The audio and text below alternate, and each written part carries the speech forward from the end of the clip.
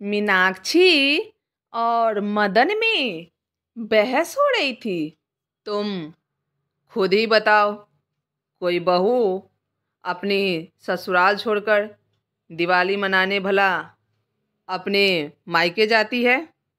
तुम किस दुनिया में रहती हो मीनाक्षी? पता नहीं, मदन बड़बड़ाते जा रहा था और मीनाक्षी अपनी जिद पर अड़ी हुई थी कि उसे दीपावली का त्योहार अपने मायके में मनाना है, अपने मम्मी के साथ।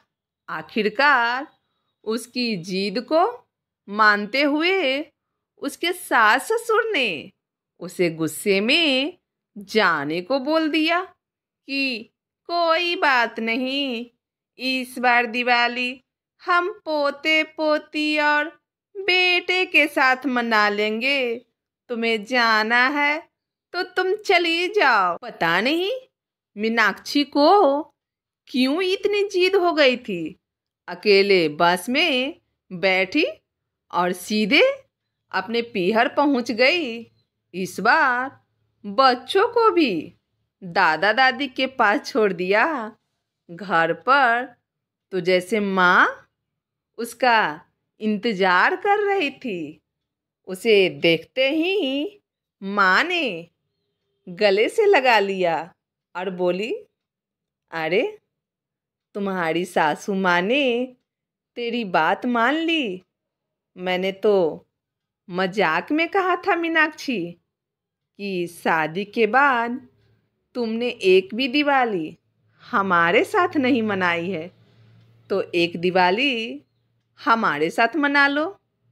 तुम्हारे सास और ससुर बहुत अच्छे हैं मीनाक्षी, जिन्होंने तुम्हें मायके में दिवाली मनाने भेज दिया। मीनाक्षी की मम्मी बोली, वैसे बेटा मुझे उम्मीद नहीं थी। मीनाक्षी ने माँ को गले लगाया और बिना आराम किए अपने माँ के घर को सजाने लगी। माँ के आंगन में सुंदर सी रंगोली बनाई। माँ के तुलसी के गमले को रंगों से रंग दिया और पूजा घर को साफ करके फूलों से सजा दिया। शाम को मम्मी से कहा, तुम बैठो, आज खाना मैं बनाऊंगी। पूड़ी और आलू की रसेदार सब्जी, रायता और खीर बनाकर रख दी। मिठाई में अपने हाथों से काजू कतली बनाकर पूजा के लिए मंदिर में रख दी।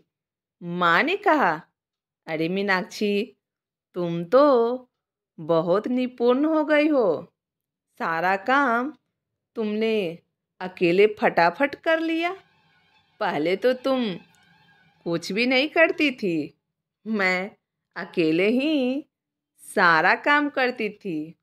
मीनाक्षी मुस्कुराते हुए बोली, अरे मम्मी, तब तुम्हारे लाड प्यार ने बिगाड़ रखा था।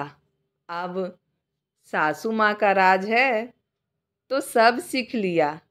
मीनाक्षी बोली, ससुराल में थोड़े ही कोई तुम्हारी तरह लाड प्यार कर कर बैठाकर खिलाएगा। ओह, तो ये बात है। माँ मुस्कुराते हुए बोली।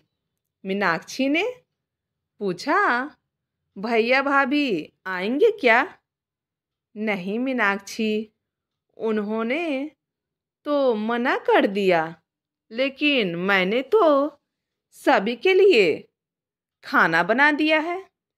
कोई बात नहीं बेटा, कल दोनों माँ बेटी दिन भर आराम से बातें करेंगी। वैसे तेरे भाई ने बताया था कि इस बार हम दिवाली बेंगलोर में ही मनाएंगे। फ्लाइट बुक की थी पर अचानक कैंसिल हो गई। माँ, क्यों कैंसिल हुई? मीनाक्षी ने पूछा। पता नहीं क्यों, मैंने तो उसे कारण भी नहीं पूछा। कोई बात नहीं, इस बार मैंने दीदी को भी बुला लिया है। वह भी अपने ससुराल से मायके आ रही है। अरे, वह तो आती रहती है मेरे पास, बहुत ध्यान रखती है। जब तुम दोनों भाई बहन अपने परिवारों में व्यस्त होते हो तो वही मेरी देखभाल करती है। तुम्हारे पापा के जाने के बाद तो उसने बेटे का फर्ज निभाया है। मीनाक्षी इमोशनल होकर बोली। माँ, दीदी को ससुराल वाले बहुत अच्छी मिली है। जीजाजी दीदी को यहाँ आने के लिए कभी मना नहीं करते। यह कहकर मीनाक्षी चुप हो गई। शाम होते ही उसकी बड़ी बहन सताक्षी भी आ गई। दोनों बहनों ने छत को ऊपर झालर लगाए। माँ के बगीचे को भी झालर से सजा दिया। सारे घर में दीप जला दिए। घर को जगमगाते देखकर माँ बहुत खुश हो रही थी।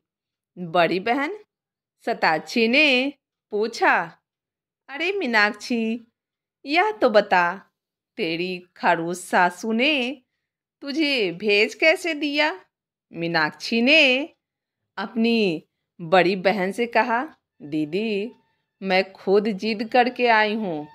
पतिदेव तो इस साल भी मना कर रहे थे कि दीपावली पर बहू अपने ससुराल में दिवाली मनाती है। तुम उल्टी गंगा क्यों बहा रही हो? लेकिन मैंने जिद नहीं छोड़ी। दीदी, इस बार माँ ने मुझे भावुक कर दिया कि बेटा, मेरे दोनों बच्चे दिवाली पर मेरे साथ होते हैं और मुझे हमेशा तेरी कमी महसूस होती है।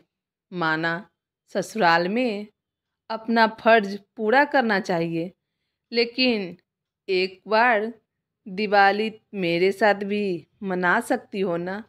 पता नहीं अगली दिवाली पे मैं रहूं या नहीं। बस दीदी, माँ की ये बात सुनकर मेरी आंखें भर आई और मैंने सोचा, काम तो सारी जिंदगी खत्म नहीं होगी। मेरे मरने के बाद ससुराल में सब कुछ संभाल लेंगे, लेकिन जीते जी मेरे बिना एक दिन काम नहीं चला सकते। इसलिए मैंने सोचा, अगर समय रहते माँ के साथ दिवाली नहीं मनाई तो सारी उम्र अफसोस रहेगा।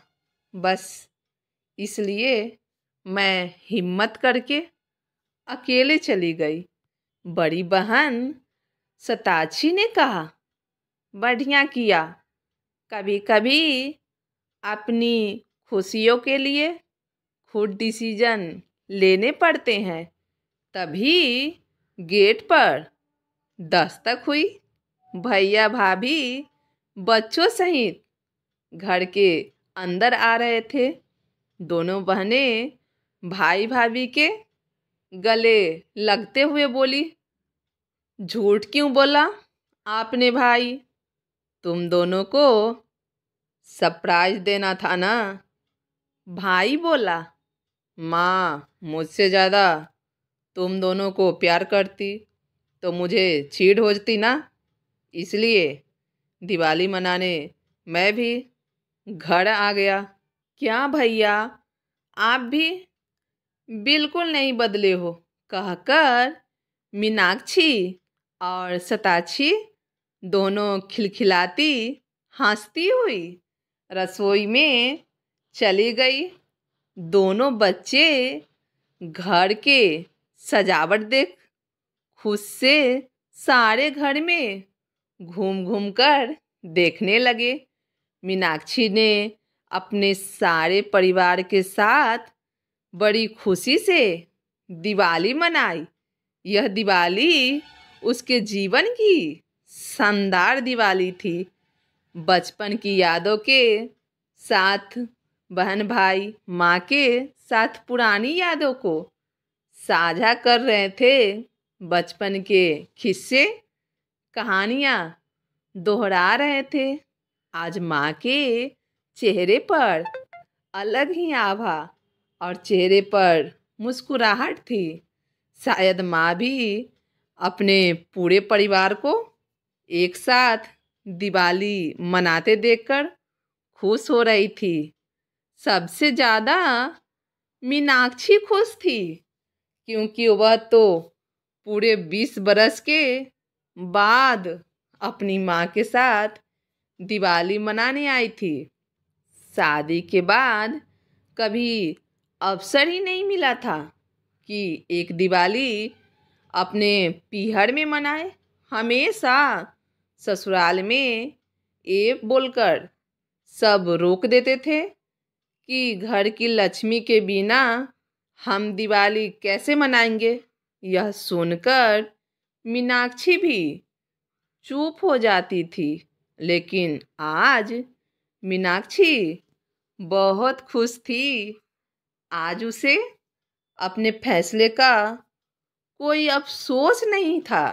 भाई दूज करके भाई बहन अपने अपने घर विदा हो गए और माँ अकेले रह गई। कुछ दिन बाद बड़ी बहन का फोन आया, मीनाक्षी जल्दी घर आ जाओ, माँ हमें हमेशा के लिए अकेला छोड़कर चली गई है। यह खबर सुनते ही मीनाक्षी फूट फूट कर रोने लगी। पतिदेव ने संभाला। कुछ देर बाद दोनों पति पत्नी फ्लाइट लेकर घर पहुंच गए।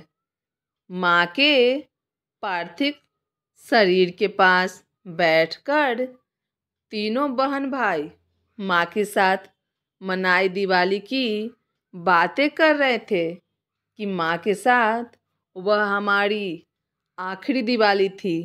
और आज मीनाक्षी को अपने फैसले पर अफसोस नहीं हो रहा था, बल्कि खुशी हो रही थी।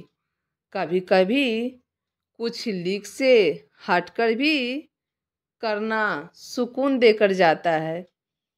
आज भी मीनाक्षी जब भी दिवाली मनाती है तो माँ के साथ मनाई आखिरी दिवाली की यादों में खो जाती है। हम लड़कियाँ मायके और ससुराल में किसी एक को नहीं चुन सकते। दोनों घर ही हमारी जान होती है। लेकिन कभी कभी हमारे अपने ही हमें ऐसे दो रास्ते पे खड़ा कर देते हैं जिसमें से हमें किसी एक को चुनना पड़ जाता है। माना कि हम बहू का फर्ज ससुराल में ज़्यादा है, लेकिन ससुराल वालों को भी हमारी खुशी का ख्याल होना चाहिए। उन्हें भी यह समझना पड़ेगा कि हम भी कुछ टाइम उन माँ बाप के लिए जीना चाहते हैं जो हमारे जन्मदाता है, जिन्होंने हमें पैदा करके पाल पोस कर ऐसा बनाया कि हम आपके घर के बहू बन सके। जिंदगी का रफ्तार बहुत तेज है, पता नहीं कब किसका साथ छूट जाए। इसलिए हर ससुराल वालों को एक बेटी को उसके मायके से दूर ना करे। आपका इस कहानी पर क्या विचार है? अपना राय हमें कमेंट द्वारा साझा करें और ऐसे ही कहानियों के लिए हमें फॉलो करना ना भूलें। Please subscribe my channel. धन्यवाद।